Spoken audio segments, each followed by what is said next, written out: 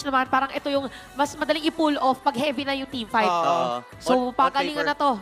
On paper talaga, kung titingnan natin, mas madaling paganahin para sa Team Liquid Philippines. Medyo may mga kailangan tayo konsidera. Pero kung babasahin natin, yung early game kasi ng Selena, malakas din eh. Kapag ka nag-level 2 ka, may Abyssal Arrow, Abyssal Trap ka, pwede ka nang pumatay at dumalaw kung saan man ang gusto mo, di ba? Eto na ba yun? Again, makakabawi na ba this time around ang idol ng mga kids against the young goat, ang umiidolo sa kanya. Nakabawi kanina yung Team Falcons, nakahabol. For TLPH naman, kailangan kung sila mananalo dito early game, kailangan matuloy-tuloy nila yung kanilang pagkapanalo para ma-extend yung ating laban. Yeah, definitely for Team Liquid Philippines, kailangan nila na mas makatch off guard yung members ng Team Falcons kasi ngayon sila yung naghahabol in terms of the game win kasi 1-0 na ngayon in favor of Team Falcons. Ay, gusto ko lang sabihin na yung Season 14 pala, hindi pala nakapanalo ang Team Liquid against Team Falcons. Parehas 2-0 yun. So, ang daming way ng Team Liquid Philippines dito na mabawian itong Team Falcons. Ngayon naman, sa may bandang ibaba, Flap, TZ and Sanford. Medyo chilling lang sila pero maagang pag-rotate. Mula dito kay JP, Kyle TZ with an electrifying beats. Pero i-regen lang yan ni Daddy Japes eh. Makuna din talaga ang Oyabaka pagka maaga ba. So, para dito sa dalawang kupunan natin na the usual lang muna kung pwede may madelay. Pagdating sa laning, why not? Aray ko, sakit. Pero buhay pa rin si Carlito dito. Flap, iniipitan lamang dito ng Team Liquid Philippines. Pero may malaking rotation ata ang Team Falcon sa baba. Parang gusto yata nilang medyo maiwan sa lane dito si Sanford. Even yung mga traps ay doon din nilalagay ni Few para may vision. Sa bagay, dito nga din naman talaga magsaspawn yung ilan sa mga objective natin or probably babantayan kung magpa-purple ba muna. Yes, Si or Carl diretso. TZ, pipilitin ba natin na gumamit ng retry or what? Okay, ang bilis na ito. Kalahati kagad yung buhay ng pag-guard Okay, dito. Ay 50-50 Wow! sila dito. Pero lamang yung Soul 7 plus Retribution. And Kyle TZ nakakuha at nakabawi din. Naman ng kill doon. Habang si Flap TZ may even vengeance ay nagamit din. At kailangan lumayo dito ni Flap. Boy pa rin! Sa Retribution! I mean yung red regeneration pala. And Few ay makakuha ng kill. Ngayon si Sanford nakipagsamahin na. Patay si Ogre dito. Next yata si Flap TZ. Nakatapang ng trap. Bumalik! Pero si Kyle TZ dito. Tamang dash lamang siya. Hindi aabot yung Boy pa Abyssal din! Arrow. Si Sanford din nandito. Napaka-team ay nakikipagsabahin sa dalawa. Pero walang malakas sa marami. Grabing kakunatan. Oy, wait lang. Si Few yata magiging target dito. Hindi na pinatakas pa. So, grabing sagutan din ang dalawang teams natin. 3-2 for this 2 minutes. So, nakuha ni Carl TZ yung turtle kanina. Tapos, dumiretso sa team fight.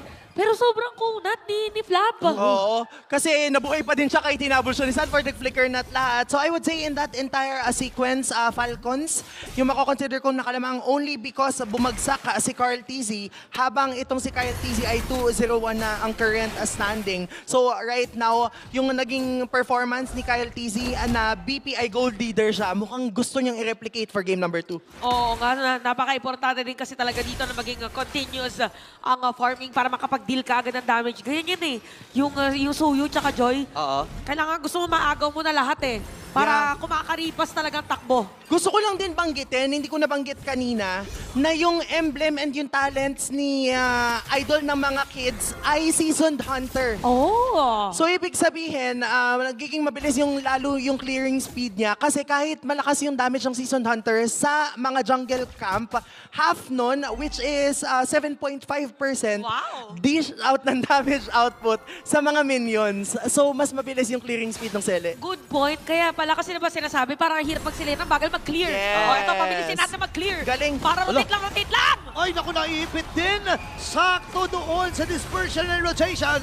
At ilalaban ng ato ng Team Falcons. Pero tatlong miyembro mula sa Team Liquid Philippines na naka-abante din. And Carlito ay makukuha itong turtle na ito. Ikalawang pagong para sa cavalry. Okay, stable game for both teams. Pero may kita natin a lot of aggression or aggressive plays TLPH. is coming from TLPH. Para lahat mga pushes, lahat ng mga pwedeng pitikan ng duality, ma-activate yung duality, ginagawa dito nila Sanji. Ang biggest mo na threat ngayon pagdating sa mga teams ay paano nila pipigilan si Super Marco, paano din nila pipigilan si Oheb mamaya. Oh, mamaya pa natin malalaman ang mga sagot kasi hanggat hindi pa nakakapag-lock item or at least 3 core items, hindi pa natin makikita yung potential! Ipit si Ogen dito. Flicker ay nagamit. Tumama yung Abyssal Arrow na may trap. Pero wala rin magiging follow-up mula sa Team Falcons PH. Ngayon naman ay sa may gitnang bahagi ang punterya. Diversion. Dito, pero si Carl TC ipapadala sa may bandang ibaba. Para lamang Parcel. para lamang Mag-clear. rumisponde doon sa mga minions. Pero hindi nila namalayan ng Team Falcons dito. Dumidiretso na si Oheb. Oo, sa may top lane, no? Alam din niya kung meron nakatago. So, kahit pala yung Spear of Distraction, Pang ay vision. pwede nang gamitin pang vision. Sa bagay, sabi niya, kailangan ko dito, hindi ako masyadong ikutan ng mga kakampi ko. Kailangan malaman ko kung meron akong kalaban dito. Tama. So para sa sarili niya ang kanyang ginagawa. Right now, makakonsider natin PH ang nakalalamang kasi nakuha na yung dalawang pagong and may nakuha na silang first turret of the match. Lumalaki yung espasyo ni Oheb considering na yung global presence ng isang Moskov, kapag lalong lumobo yung kalamangan ng TLPH, mahirapan yung Falcons mag-respond. Ngayon naman, parang kailangan naman i-consider ng TLPH, although lamang sila, pagka napilit na gamitin yung mga spells, yung dalawang Purify Yeah. from their teammates, medyo mahihirapan sila later on. Okay, bottom lane para sa Sagasa. Tinamaan! Ayan na, tumama na mula sa idol ng mga kids. Kanina niya pa inaantay yung pagkakataon na makago sila dito. And ang problema ay kulang ang reinforcement mula din sa Team Liquid. 4v5 ang magiging laban. Tumama yung stun mula kay JP. Atake lang muna nila sa kanilang poder. Itong pagong na ito. Tatama ba yung Abyssal Arrow? Hindi. Natrapan lang lamang. Ito si Sanji. Masyado malayo si Carlito. Ibibigay na to ng Team Falcons PH. At si Carlito ay purple lang ang ginawa. Oh, dalawang pagong na punta sa TLPH, yung last na pagong na punta dito sa Team Falcons. So, nakikita natin na nag-group up na Yeah. yung Team Falcons para sa ating game. At ito na naman yung usual na mahirap kapag may Moskov ka naman nakalaban. Laging nasa ibang lane, tapos biglang dadating pagdating Diversion! sa team fight. Diversion play! O kaya habulin ba si Super Mama? Tumama yung Spear of Destruction mula kay Oheb. Push Pero lang. ang goal lamang nila dito ay basagin yung torre dito sa may bandang itaas. Dire-diretso lang ang cavalry. Grabe, no? Kung kanina grabe yung team fight, ngayon naman, iwas team fight, Torre only. Yeah, yung macro play na pinapakita ng pares na koponan ay nakikita natin na for TLPH yung kalamangan. But for Team Falcons, at the very least, nakakakuha din sila ng grasp into the space in the map. Kaya kung titignan natin, hindi naman nahuhuli in terms of item build yung koponan ng Team Falcons. Meron na ding Hasklos sa RKO pa! Ayun, no, Chinonamis lang na. Sanford buhay pa rin. Kaya lang si Kyle TC may ipit ba? At doon yung pagdampa mula dito kay Sanford. Nakatakas ba itong si Kyle TC? Pero di mata si Ogen sa kamay ng cavalry habang si Sanford na naging kapalit. Tumipi Pero may na naman. diversion play na naman na ginagawa dito. Sino ang gugo? Marco? Si Sanji. Opya! Wait lang, Super Makmak. Kailangan ding umatras na kagad dito ni Sanji kasi wala na karin lang siyang kasama at baka mabigyan pa siya dito ng Team Falcons PH. Alam mo, yung pag-uwi na yun ni Sanji ay isa sa mga biggest flex. Yes. Minsan kapag alam mo na delikado ka sa sitwasyon, na pwede ka namang umalis. Tama. Umatras, oo. Hindi karuwagan ang pag-atras. Tama, Ayan tama. na. O ayan, ano mga items dito? Right now, maaga yung build ni Sanford ng Radiant Armor. So as to counter, Kyle at TZ. Kasi nga naman, sobrang sakit na ng damage output. And again, na-adjust yung temporal rain recently. So nasa-spam lalo Ayun. yung skills na meron siya. Sakit na ng damage nila kay JP, ah. Puroy ko po, kalahati, parang 40% kagad yung buhay ni JP doon. Tinamaan Mula ulit. sa Abyssal Ay. Arrow, tumama na naman. Itong idol ng mga kids, pero masyado kasing Sakit. malayo yung kanyang mga kasama doon. Oh. Pero may 1v1 Oh. na nagagawa. Oh. Sabi niya 2v1. Oy, makakaiwas ba? Hindi. Kasi electrifying beats na may kasamang Holy Crystal, yun napakahapdi. Sakit. Oh, wala din talagang tinamaan yung Spear of Destruction para makatakas. Kasi diba normally ganun yung nakikita natin, Spear of Destruction para umalis. Yeah. So, minus one ngayon na side ng TLPH. Tapos merong Lord. Ako, naririnig na natin ang ugong ng Lord. Habang nandito mga players sa TLPH, even Carla TZ. 13, Laban na to 13. ng GOAT at ng idol ng mga kids. Okay, si Sanford ngayon ay may Sakit! ipit ng JP na babaran! And Kyle TC ay mega kill na. Ngayon may RKO din na gagawin. Masyado atang malayo dito. Marco! Super makakuha ng Lord na yon. Hindi tumama yung Abyssal Arrow mula kay Few at aatras muna ang cavalry. Sobrang gandang play for both of our teams. But for TLPH dito ay medyo more on team fight naman sila. nakafocus. Oo, nakita din natin na sinubukan nilang pumick off, talking about TLPH, but it just so happens na si Super Marco yung naka-last hit ng Lord. Ang ganda lagi ng Tidal Strike and Tsunami Blast, Tsunami Slam rather, coming from Ogwen. And in that sequence, kaya hindi nakapag-react si Carl TZ in terms of the retribution ay dahil napagpatong yung mga skills na yon for Ogwen. Okay, so yung Lord ng Team Falcons, dito tataan sa may bottom lane. Nakaabang din sila sa may purple buff. Ang iiwasan mo na ngayon ay yung parang bilog ni Sanji, yung Yes. pang diversion doon, pang duality. Duality, oo. O yung vacuum niya. So even dito yung Spear of Destruction ay kailangang iwasan din. But for Team Falcons naman, ito yung sinabi natin. Nararamdaman na natin ngayon na individually may mga players na pwede silang mako na kill. O yun lang, napakabilis. Natunaw kagad itong si Flap TZ. At yung Lord ay mabilis ding papatayin Diversion. ng Team Liquid Philippines. Ngayon naman ay may diversion din ng bibitaw. At inabutan! Dinaim nila talaga dito si Super Makmak. Kailangan matang si Oben. Sa likuran naman si Carl TZ. Si Carl TZ ang haharapin niya. Young Gold versus Young Phenom. Pero lalayo na rin muna dito Team Falcons at kailangan din mag-react ng Team Liquid sa itaas at mababasag na nga iyon. Oh, grabe yung minion wave management dito ng TLPH at saka ng Team Falcons. Actually, for Team Falcons, yung minion wave management. Oo, maganda talaga yung pag-handle nila ng minions. But can I just say, kaya ko napasabi ng ang galing talking about a few. Kasi the moment na naglatag si JP ng Glorious Pathway, alam niya na merong diversion play. So nag-abyssal arrow siya para makita kung nasaan manggagaling yung mga members ng TLPH. So, medyo kalmado muna ulit. 11 minutes na ng game natin. Dito mo talaga masasabi na top tier na mga teams yung naglalaban kasi 11 minutes pero 7-6 yung score. 200 lang, 200, 300 lang yung lamang. Even doon sa mga junglers ay yung magkakalapit. Parang ito yung mga moments na isang teamfight lang. Pwedeng mabaliktad mabago, yeah. or pwedeng may sumobra na yung kalamangan na team. And para sa akin, medyo natatakot ako dito para sa Team Falcons kasi lumalabas na rin na parang nahihirapan na sila pagdating sa latter portion. Kasi pag hindi tumama yung pana, kailangan mo na mag-reset dito ng Falcons at aantayin yung panibagong pana at wala silang instant way na maka-kill bukod doon sa sa electrifying beats mula dito kay Kyle TZ. So, eto na naman. Pagalingan na itong pagtama ng skills kagaya sinabi kanina. Speaking of, may tatama na nga ba talaga? Okay, Sanford, dumamba na nga rin. Open ay kailangan na rin lumayog. Flap TZ as well. Nagamit na yung kanyang vengeance. Ready ang cavalry na hawakan itong ikalawang lord ng laban na ito. Ito naman ay basic lord pa rin naman. Pero si Kyle TZ sumisilip. Trap muna ay inilagay ni Few para may vision sila kung saan nila dadalhin itong lord. Grabe tong vision na to, oh. Parang hindi na ito nadadaanan na meron talagang pumasok para i-check lang kung merong naitanim si Few. So regardless, pwede ba talaga makapag-objective yung Team Falcons prior Allure team fight. Ngayon ay nandito na ang dalawang miyembro mula sa Team Liquid Philippines. JP ay sinasalo ng mga damage. Pero ang problema ay may ipit din si Ogwen at namatay na kagad sa kamay dito ni Cortez. Heaven na kill. Kailangan makakuha at makabawi ni Super Makmak. Kaya lang washing. Pasok din at na-dive. Yung pag-dive dito ni Few. Tumama yung spirit of si Ohema ang kukuha. Actually, si Sanji ang nakakuha. Pero apat na miyembro mula sa Team Falcons at tumamba. Ito na yung sinasabi natin ngayon. Nagkaroon na ng oportunidad ang TLPH this time around. Nakubuha ng Lord. Hindi daw sila papayag pero si Kyle TZ para nakikita natin doon sa may mapa. Ay, hindi, nasa baba. Nasa base. Kasi itong vision lang. Mukhang nasa vision lang. Nakatagilid kasi camera angle eh. Kaya nga kaya nakakabigla.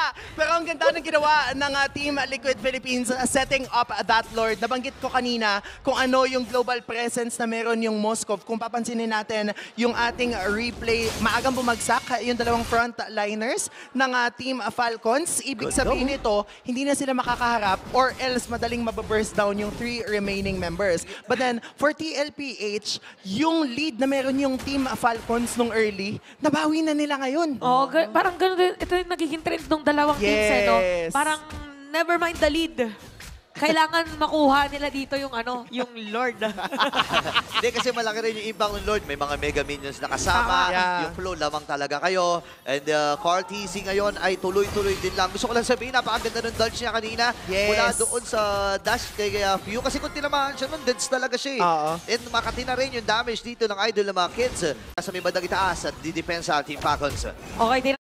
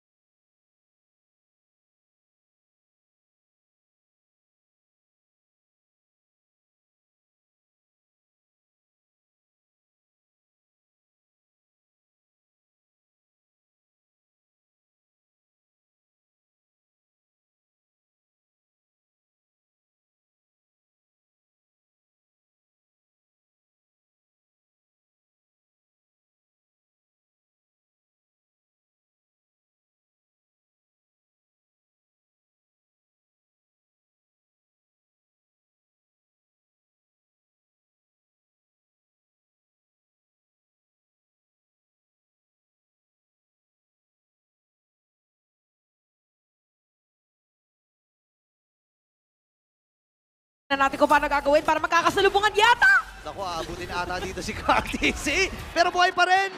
Napakataas ng damage output mula dito sa Team Liquid Philippines at hindi kinain ni KRTZ na saluhin. Lahat ng yon. Diretso ata ang Team Liquid Philippines dito sa may bandang gitna. Depensa lamang ang Falcons at ready sila mag-clear ng mga wave. Tagumpay yun. Pero si Sanji, may ipitata super mamang. Napakatay! Yung mga dispersion rotation dito mula kay Sanji. At doon yung mga yoyo. Kaya lang nakapag-winter Vengeance! ito si Sanji. Pero Flap TZ nakakuha din. Sakto yung nakakop at nailapag na rin kagad dito yung Glorious Pathway. May ipit si Owen sa apat na miyembro mula sa Team Liquid at ready dumepensa ang Falcons. Para gusto nila diretsuhin. Okay na to. Meron naman sila minion wave na dala. Pero madadepensahan pa. Flat TC pa. Paatrasin nila. Ngayon, kailangan nilang habulin muna yung Super Mapa. Ohem, may 1v1 dito sa may gilid. Dito naman sa may bandang ibaba. 2v1 na nagiging laban. Wow! Antonio outplay, pero hindi sasapat. Super Mapa Pinipilit na habulin. Pero si Kyle Tise dito, sino kanyang hahabulin? Doko si JP ata ang kanyang aabutan. No. Andito na rin yung Glorious Glorious Pathway. Pathway. At nagamit din yung Retribution. Mula dito kay Kyle Tise, hinahabol mo yung kabayo. Napakahirap habulin yan. Oo, eto na nakikita na natin yun. Nadepensahan pa ng Team Falcons yung kanilang base. Akala natin itatapusin na nung TLPH. Ano ba talaga nangyari? Ang ganda na na-isolate both Oheb as well as si Super Marco nagkahiwalay. Naging magkabilang mundo ang kanilang mga kaganapan. Hinahabol ni Carl TZ. Hinahabol ni Carl TZ and ni JP si Super Marco. Akala ko nga kamuntik-muntikan na mabaliktad yung laban na yon, pero 2 versus 1 talagang lumamang ang TLPH. But on the flip side, for Team Falcons, na-pick off nila si Oheb, so na-mitigate yung threat na merong mag-e-end ng kanilang base. Alam mo, gusto ko lang sabihin sa sobrang ganda at sobrang tindi ng laban, napakataas nung pitch na naibinaw ni Chantel pa. Pumayok bigla. Naging super girly. Ibig sabihin nun, sobrang tindi nung team fight na inilabag ng Team Liquid Philippines dito at Team Yes. Falcons PH. Ngayon, itong Lord na to, basic Lord pa rin. Tama. Pero ang importante ay mahawakan at makuha to ng Team Falcons para ma-equalize yung kalamangan ng Team Tama. Liquid. Oh, si Oheb. ito na guys, 16 minutes na laban natin. Yung mga nanonood dyan ng mga Clippers, mag-record na kayo kasi magiging balagbag yung next natin na team fight. So, Uy. yung mga vision naka-ready dito yung dalawang teams natin. Yung May flow. idea sila na si Super Marco ay kakaalis lang dun sa may top at babalik pa nga anytime. Ganon ka-importante to ngayon. Yung gitna. Lalo na for Team Falcons, yung mga minion kasi Yeah. kalbo na yung base nila. Oo nga parang si Ingan Anyway, eto na, Team Falcons, didiretso din dito sa may bandang Lord at tamang tanim lang ng trap dito si Pew. Ayun, ready na ang Team Falcons, Team Liquid Philippines. Sino ba pinakamatinding team dito? Flap TC, kalahati na kagad yung buhay, ha? Ganda ng bot ng Team Liquid. So Ganda ng kailangan flow. may mag-back sa kanila. But if they were to do that, Falcons, baka ma-burst down ng TLPH yung Lord. Op! Wait lang, diversion play, may plano ba? Sabot. Ipinadala na doon sa may bandang babae ito si Ohoy, pero mapupuruan ata si Flap TC, nagamit yung Pegal. Carl! Flap TC, makakuha ng Lord. Sino magiging target? Flap TC, kailangan matras. Sanji dito, napagamit na rin kagad ng crowd. Kailangan mag-flicker out, pero tatapon sila ni Ohem. And we have game number 3. Simulan natin ang araw sa Clash of Titans. Simulan din natin sa unang Game of 3 or Game